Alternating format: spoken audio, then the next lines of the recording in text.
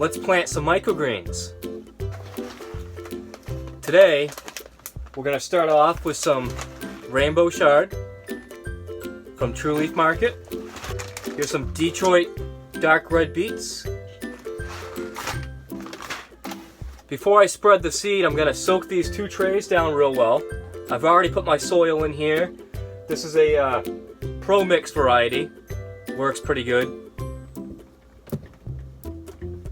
Got my hose.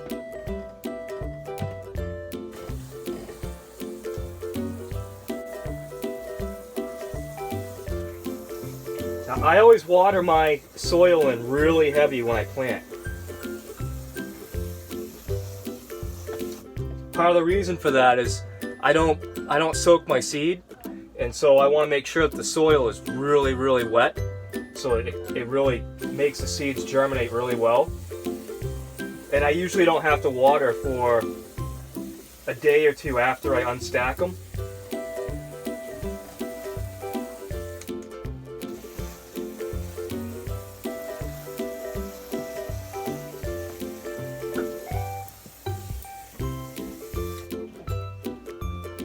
So like I said, that's pretty wet.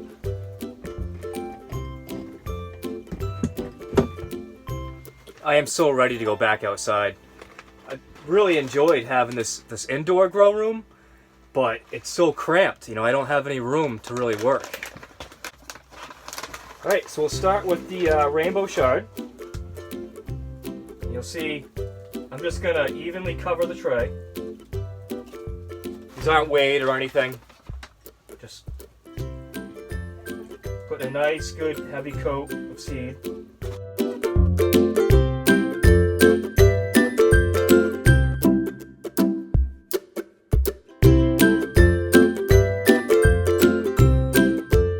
Looks pretty good.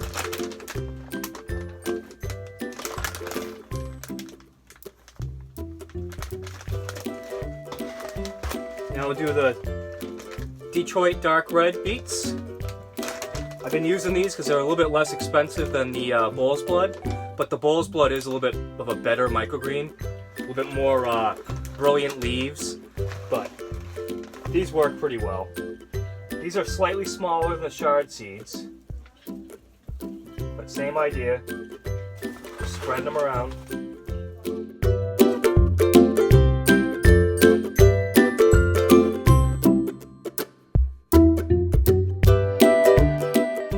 Both these seed types, the beets and the Chard, they are what you'd call a cluster seed, and so each seed actually will grow more than one green.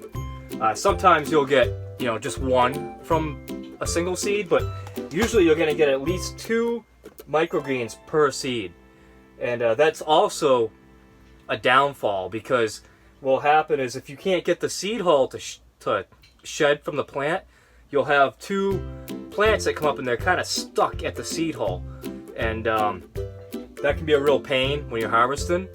And so the big trick with when you're planting Chard and beets of any variety is you want to be doing something that's going to help to shed the hull, so when they come up and they sprout, the hulls are already missing. I'm going to put vermiculite on these today. I'm always going back and forth between vermiculite and soil of covering these with, and I found that the Pro Mix actually, it stuck together more than I wanted, so if I put a thin layer on top of these, that the Pro Mix would actually lift up like a shelf, and that became a problem. I have to break it up, and I don't like that. My Sunshine Mix that I had didn't have that problem. It didn't stick together upon getting wetted up, or wetting down, or whatever you want to call it. And so because of that, and because I'm using the Pro Mix, I'm going to go back to vermiculite. And so I'll show you putting that on. Now I'm not going to put this on super heavy, because I also think that if you have too much vermiculite, that can cause a problem. It'll hold moisture, and you don't really want it to hold the moisture too much. I think that attributes to dampen off with these, but I'm not 100% sure. But the amount that I'm going to use today, you're going to want about 1 bowl worth of Frosted Flakes worth of vermiculite. If you don't have a Frosted Flakes bowl, you're probably out of luck. You probably won't be able to measure this properly. See, I'm just kind of evenly spreading that around.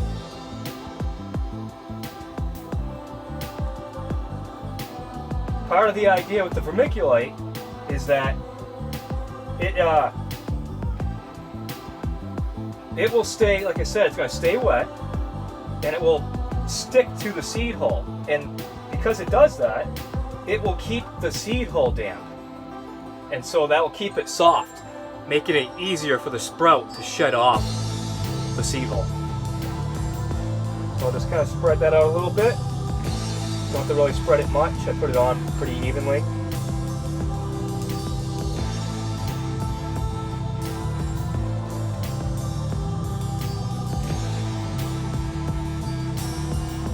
Now I'm going to water in the vermiculite. Trusty hose, got to have that.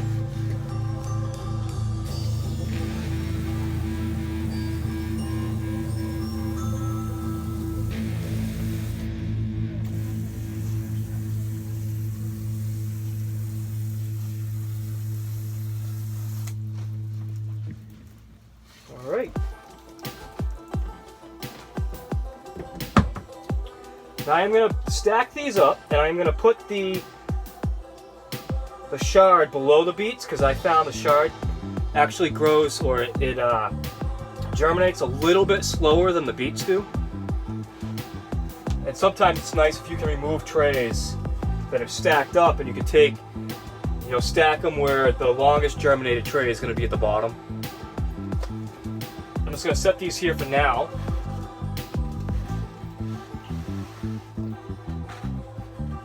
These trays are all wet. I just got done cleaning them, and I used sprayed them all down really heavily with hydrogen peroxide, food grade, 35% that I reduced down to, what is it, like 3%, something like that.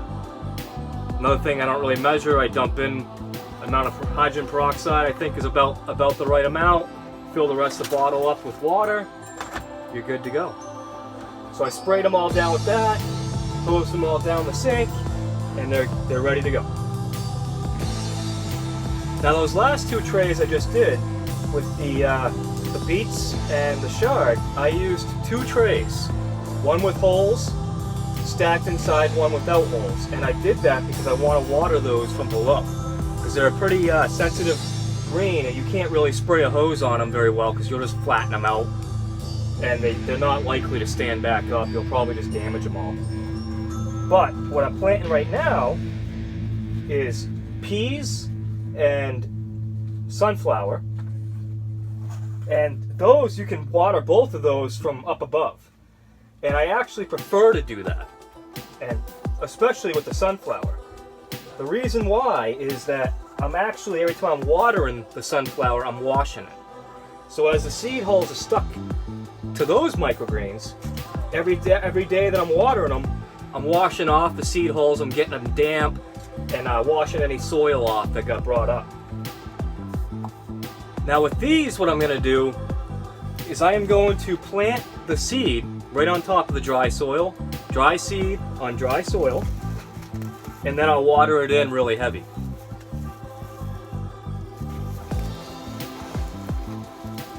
Start with the sunflower.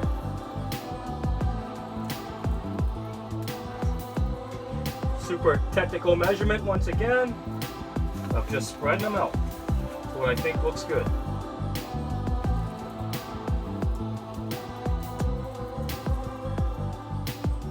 And I'm totally fine with just spreading out all my seed to what I think looks right, and that's because I've already measured this stuff. I already know what the cost is per tray already, and if I'm within 50 grams of sunflower of what I already calculated it out to be, it's not going to make a bit of difference in the cost of this tray.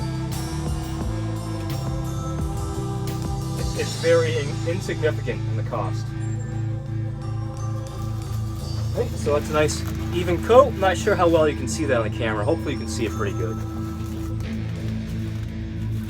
Now let me get some peas. These are speckled peas.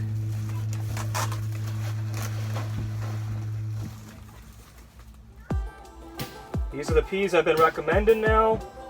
I was recommending Thomas Laxton because they're so inexpensive.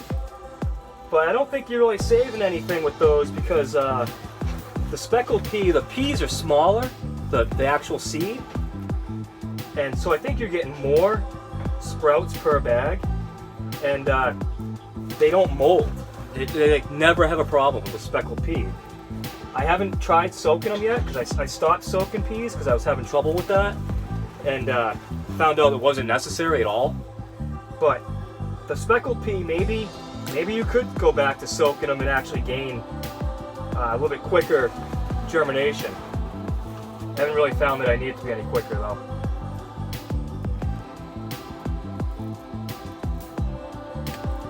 And with the Thomas Laxton seed, I actually always covered it with some soil, just because if there was any mushy peas or whatever, I wanted them kind of buried. I don't want them, being out in the air. But the speckled pea, I haven't found that problem. I haven't yet to see a moldy seed from speckled peas. Maybe that's partly attributed to True Leaf Market. Maybe they have a really good speckled pea. I don't know. Maybe it's like that from every company that sells speckled peas. Water these in.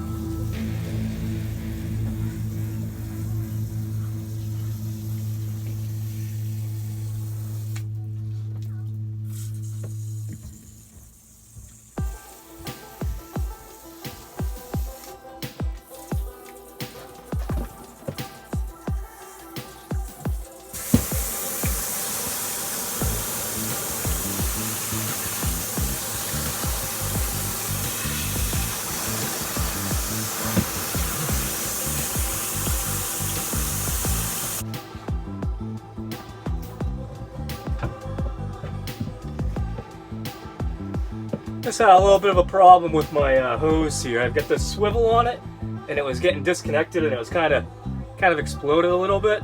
I don't know if you caught any of that, if you saw any of that, if I didn't cut any out, but yeah, so that was fun.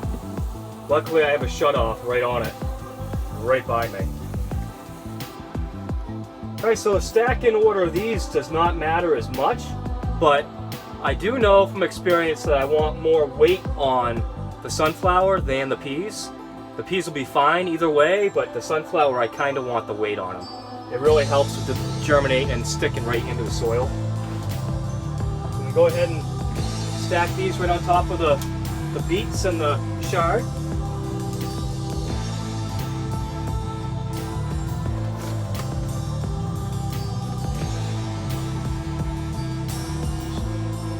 Dry up a little bit here from the little water explosion I just had.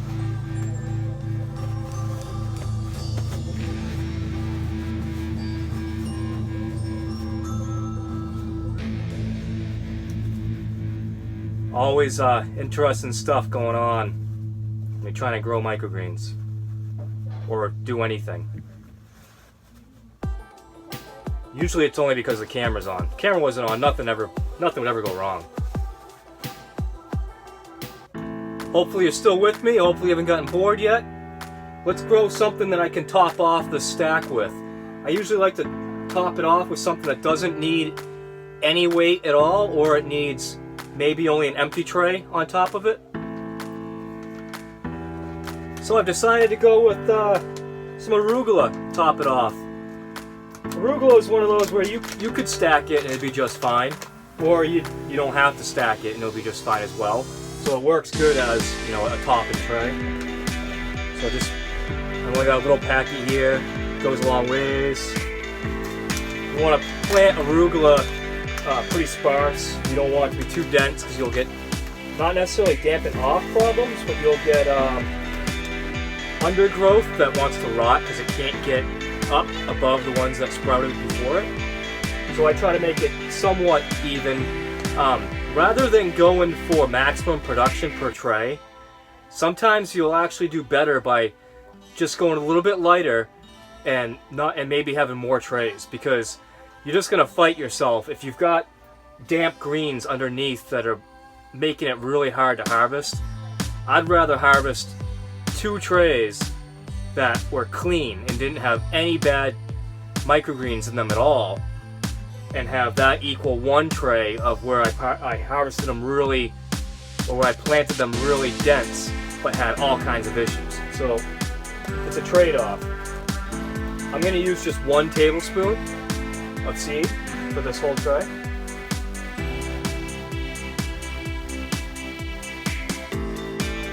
I've got the numbers somewhere on what that weighs.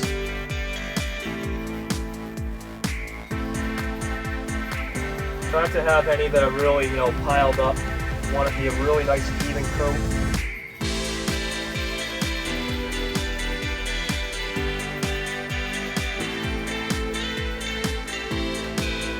That's it for that. Like I said, that's going to go on top.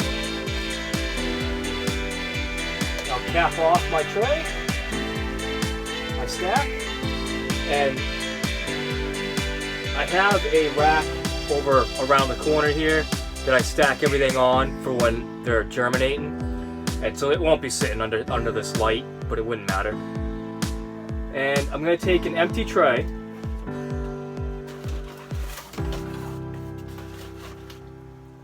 and you could tip this upside down as a humidity dome, but what I'm going to do is I'm going to stack it right inside, and so it's literally sitting right on top of them. And then after a couple days or so, when I see them starting to germinate, I could flip it around and use it as a dome. But this helps kind of not weight it down, but it helps keep constant contact with the soil. It makes a slight difference. Let's do a couple more trays. So right now I'm going to do a spicy Oriental mustard. It's organic, and it is an absolute bargain. I mean, this stuff is a steal.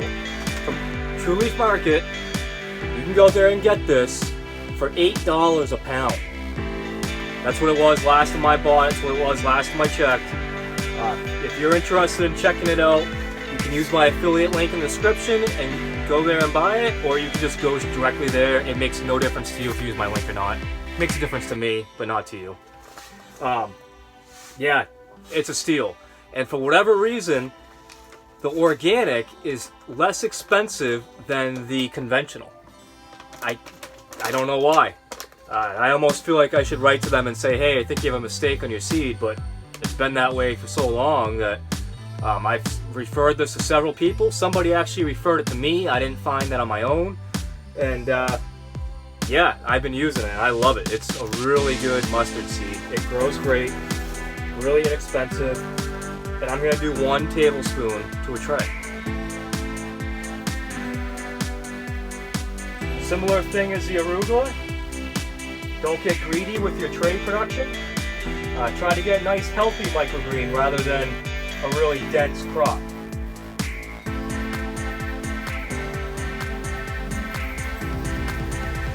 The mustard is not quite as sensitive as the arugula because it's not quite as tender of a crop.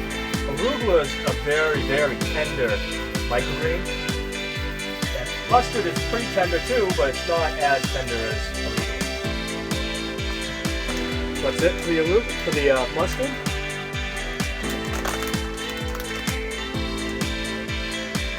Definitely give that a shot, I'm telling you.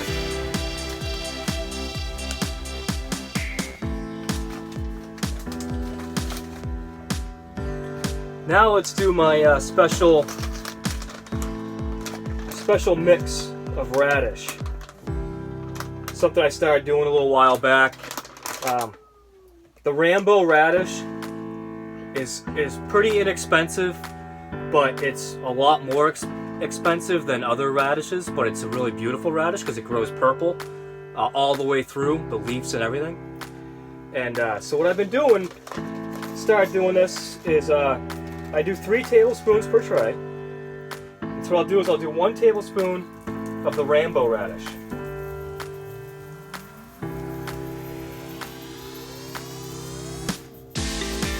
Somebody could probably make a nice radish mix and just sell it as an actual seed mix already mixed up.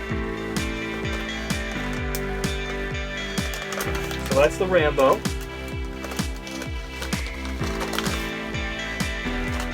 And if you're looking into, if you're going to check out Rambo versus the Sango Purple is maybe a little bit more well known.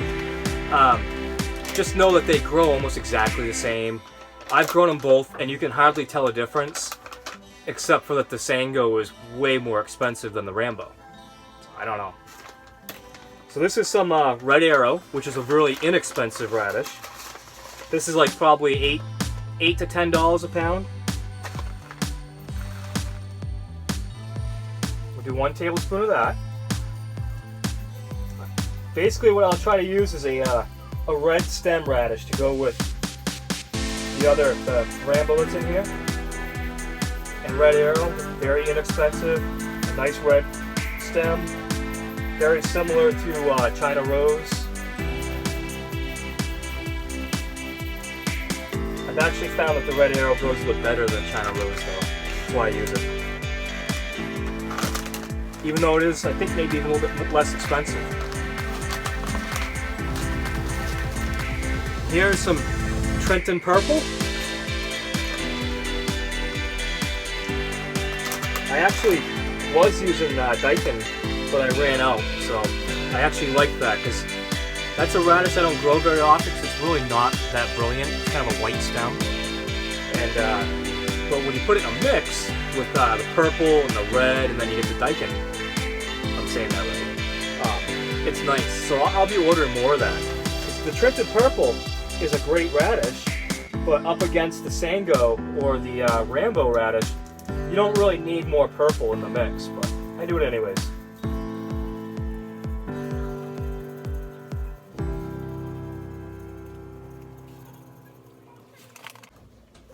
Now I'm gonna just mist these seeds lightly.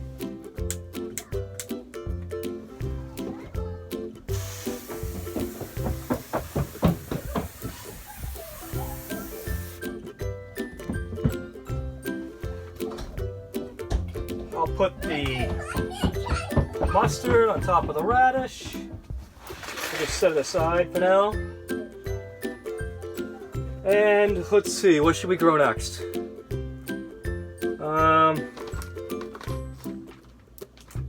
Gotta top it with something. We're gonna go with curled cress. Curled cress is extremely easy to grow. It's about as easy as maybe radish. It just doesn't take anything to do it. But there is one little trick you need to know about, and that is that the seeds are sticky once they get wet and they start germinating. And so just like all the other seeds I showed you, or some of them, you want to plant kind of loosely. You don't want them too dense. I'm going to use 1 tablespoon. I'm going to evenly spread it. With the cress, what happens is if you plant it too dense, the seeds stick together and they stick to the greens, and it becomes a real mess. It's hard to harvest that way. Even if you get some of that, you will see that as the cress grows, it'll kind of pop those seeds off on its own.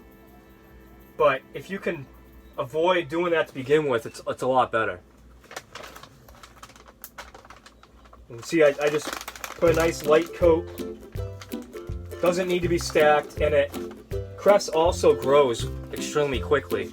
These germinate in about a day, all on their own without any extra heat or anything like that.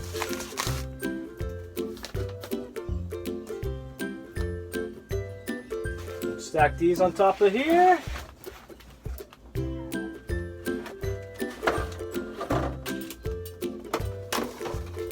Same thing, I'm just going to take a tray and stack it right on it, just like that. And that'll be all I'll need to do. Alright, before you go, I just wanted to show you some rainbow chard. You're probably curious, if you've never grown it, what it looks like. This is it. This tray actually did not grow all that great until I put it underneath those LEDs that I just bought, the red ones. I moved it up here so you could see it. You can see all the different colors. You know, you got some pinks and some reds and some yellows in there. And this is one thing I wanted to show you though. You can see this plant here. It's actually 2 plants stuck in that one seed hole. And that's what you're trying to avoid happening. But you can see I don't have too many seed holes here. They actually grew pretty good. Alright. I hope you enjoyed this video. I hope maybe you learned something. I've shown most of this several times already, but never hurts to put out another update for people to see. If you enjoyed this, click the subscribe button, click the little bell so you can get notifications anytime I make a video, and I'll be making more videos. Thanks, guys.